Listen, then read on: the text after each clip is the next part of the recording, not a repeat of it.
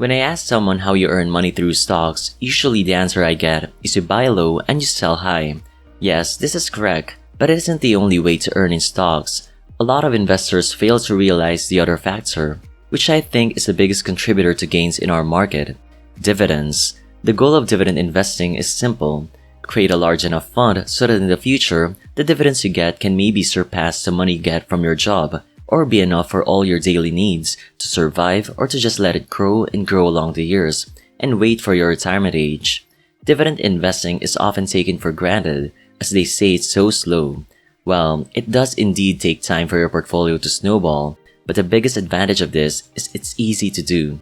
And if done correctly, you even take out most of the risk associated with stocks. This is the biggest problem I see. A lot of people stay away from long-term investing because of the time it takes, and go to a more risky approach like trading, and even going as far as investing in schemes that have no credibility at all.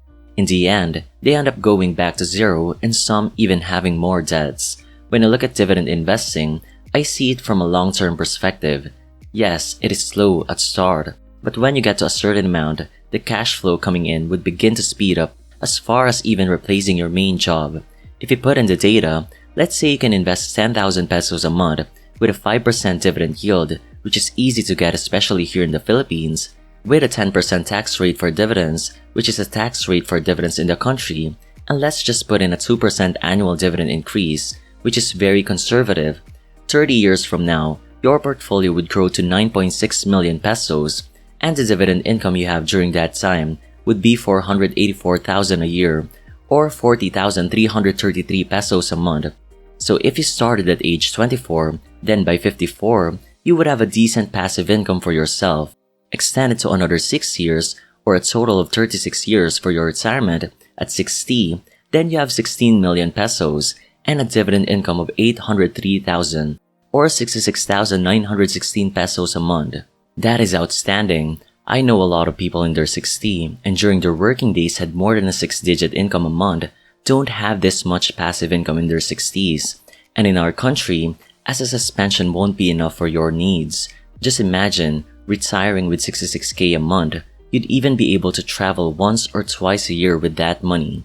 And remember, this is only with dividends alone. We are not factoring capital gains. You can easily get this percentage not only from stocks, but even through other investment vehicles such as bonds or the risk-free way of opening your Pag-ibig MP2.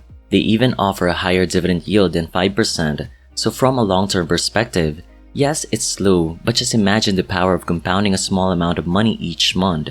For those who can only invest a smaller amount, 4,000 a month could get you to a 321,000 pesos passive income. And for those who can invest higher, with 30,000 pesos a month, your portfolio would grow to a staggering 32 million with a 1.6 million pesos passive income a year. That's all with 5% dividends. So this is the first step to growing your dividends. Set your mind to be a long-term investor and diligently invest a certain amount every time to let compounding do its job. Another key takeaway from this, and the biggest mistake why most investors can't grow their dividend income, is because they withdraw their dividends when they get it. Do not touch that, let it grow first. Automatically reinvest all dividends you get, no matter how small it is. Reinvest it, as it will earn you more money the next year. We call this DRIP, or Dividend Reinvestment Plan. In other countries, they have this automatically done by your online broker, but for our country, you have to do it manually. You have the freedom to reinvest it in the same company or reinvest it somewhere else. You wouldn't be getting that amount of passive income 30 years from now if you do not reinvest every dividend you get starting now.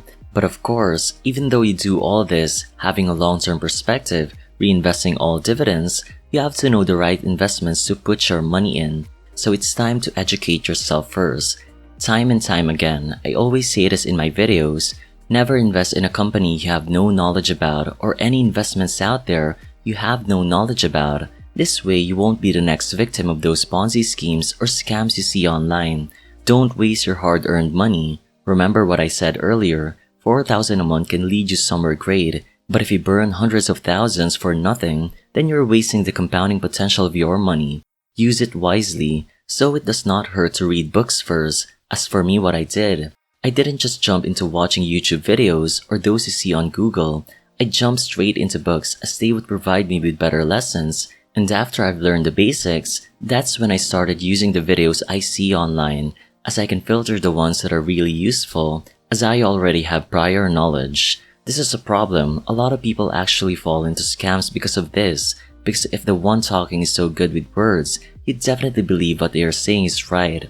I tell you, if you read books before listening to those financial gurus, you definitely know who's just spouting BS. My videos aren't an exemption for that. Before watching my channel, read books first, and by educating yourself, you'd be able to choose the right investments, as dividends are tied up to the earnings of the company.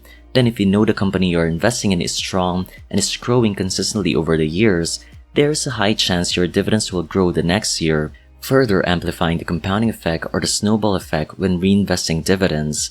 What you want to find is a company that has sound financial record, growing revenue and earnings, debts are managed well, and of course, have a consistent dividend track record. This way, there is a high chance you'd be receiving consistent dividends and even have the potential that the company would pay you more dividends the next year when their profits grow. Now, I know it's hard to find the right companies to invest in, as you need to gather all the data needed for you to have a conclusion if the company is good or not, and one platform that helped me out tremendously in doing this is simply Wall Street. They have tons of data for you to help you assess if that company is worth investing in or not. No need to jump from website to website, as they have it all for you here, from graphs, valuations, and even updates whenever the company releases its earnings, when insiders are buying, and when the stock is undervalued. That's right, they have their very own intrinsic value computation. There's more, they also have a portfolio tracker that lets you assess the health of your portfolio. So if you want to try it out, they offer their basic plan forever free, and if you do sign up, by using my link, you can get up to 40% discount, which is limited to the first 100 subscribers. So grab this opportunity now and try out Simply Wall Street. Now back to the video. Also, the best strategy if you have someone you know that is doing well in investing, then learn from them.